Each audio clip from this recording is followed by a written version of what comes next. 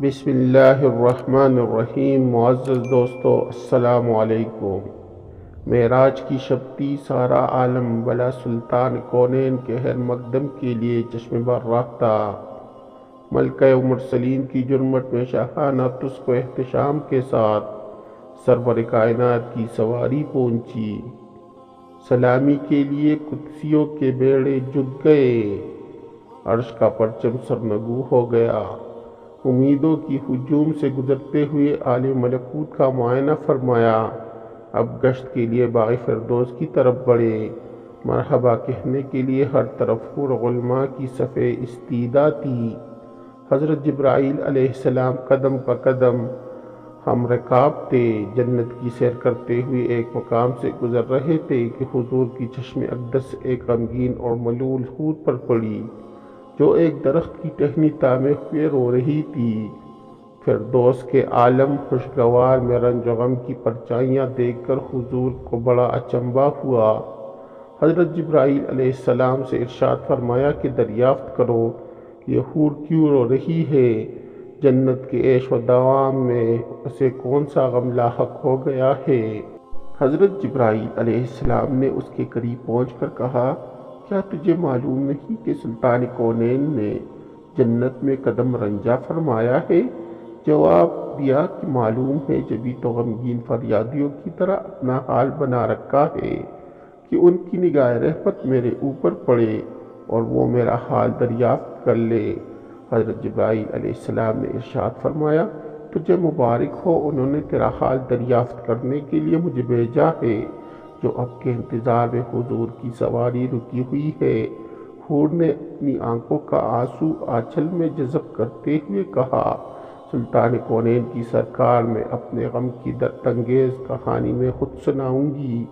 باریاب ہونے کی اجازت ملتے ہی حاضر ہوئی، جھک کر سلام عرض کیا، جلالت شاہانہ کے آداب بجا لائی اور اپنی سرگزشت سنانا شروع کیا۔ یا رسول اللہ، اللہ کا لاکھ لاکھ شکر ہے کہ اس نے جنت کی حوروں میں مجھے حسن و جمال کی ملکہ بنایا ہے۔ آٹھوں جنتوں میں میری طلعت و زیبائی کا کوئی حریف نہیں ہے، اور میرے درخشاں عارض کی جودت فردوس کے بام و در پر پھیلی ہوئی ہے۔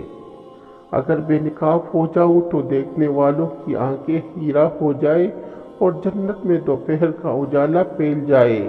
یا رسول اللہ، ایک دن کا واقعہ ہے کہ اچانک میرے دل میں خیال گزرا کہ قیامت کے دن ساری حوریں کسی نہ کسی بندے مقبول کے حوالے کی جائے گی۔ عالم الہی میں میرا بھی کوئی جوڑا ضرور مقرر ہوگا، جس کی رفاقت میں مجھے دائمی زندگی گزارنی ہے۔ یہ خیال آگے بڑھتے بڑھتے ایک آرزو کی صورت میں تبدیل ہوئی، یہاں تک کہ جنت کی ایک خوشگوار سحر کے وقت میں نے اللہ رب العزت کی بارگاہ میں یہ التجا پیش کی، اللہ العالمین، تیری نعمت و احسان کے آگے میری پیشانی ہمیشہ ہم رہے گی کہ تو نے مجھے حسن کے بے مثال خلقتوں سے سرفراز کیا ہے۔ اللہ العالمین، مدت سے ایک آرزو سینے میں مچل رہی ہے کہ عرصہ قیامت میں اپنے جست بند مقرب کے حوالے تو مجھے کرے گا، ذرا اس کی ایک جھلک مجھے بھی دکھلا دے، کم از کم یہ تو دیکھ لوں کہ میرا جوڑا کیسا ہے۔ رحمتوں کا دربار جوش پڑتا، میری یہ التجا قبول ہو گئی اور حکم ہوا کہ سامنے جو آئینہ رکھا ہے اسے ایک نظر دیکھ لے، اس پر تیرے جوڑے کی جھلک نظر آئے گی۔ یا رسول اللہ، میں ارمان و شوق میں ڈوبی ہوئی آئینے کی طرف بڑھی۔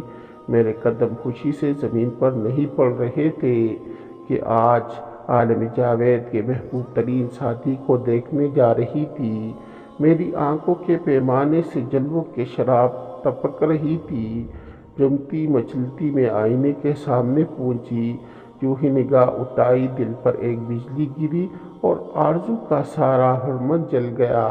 اس وقت سے آج تک ارمانوں کی خاکسار سے دھواں اٹھ رہا ہے، دل کو کسی کروٹ چین نہیں ہے، ہمیشہ اس غم میں سلگتی رہتی ہوں کہ ایک بدشکل سے افوام اور وحشتناک چہرے کے ساتھ میرا کیوں کارنباہ ہو سکے گا کہ تصور سے طبیعت کو دہشت ہونے لگتی ہے۔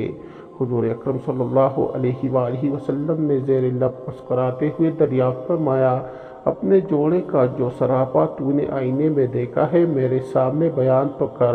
اس نے ٹھنڈی آہ بھر کر کہا، سر سے پا تک مجسم سیاہی، خوفناک اندھیرا، چھوٹی چھوٹی آنکھیں، موٹے موٹے ہونٹ، چوڑے چکلے دانت، چٹی ناک، بدھا چہرہ اور تنگ و تاریک پیشانی، قد قامت بھی بالکل بے ڈنگا، چشم نور میں نکری ہوئی چاندنی اور گل ولالہ کی بہاروں کے ساتھ اس وحشت مجسم کا پیوند کیوں کر جوڑا جا سکتا ہے؟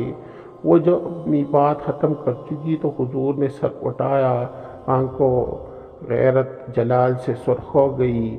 ارشاد فرمایا، تو نے جو سراپا بیان کیا ہے وہ تو میرے پیارے بلال کا ہے۔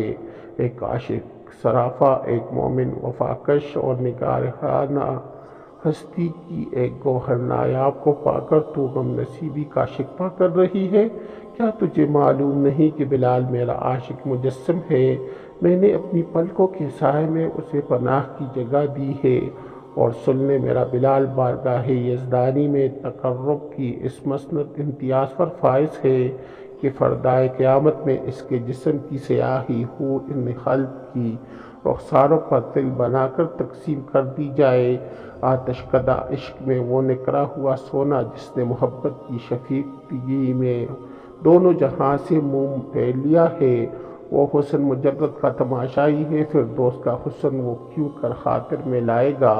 اپنے جلووں کی زیبائی پر تو غرور نہ کر، ہو سکتا ہے کہ جس دن 70,000 نقاب الٹ کر تو بلال کے سامنے آئے میرا بلال تجھے پسند نہ کرے۔ حضور اکرم صلی اللہ علیہ وآلہ وسلم کا ارشاد سن کر وہ اپنے جذبات قابو میں نہ رکھ سکی، طلعت و جمال کا سارا خمار اتر گیا اور اضطراب شوق کی وارفتگی میں چیخ پڑی، حضور میری معذرت قبول کی جائے، میرے غم کا بوجھ اتر گیا، وہی سیاہ فام بلال مجھے پسند ہے۔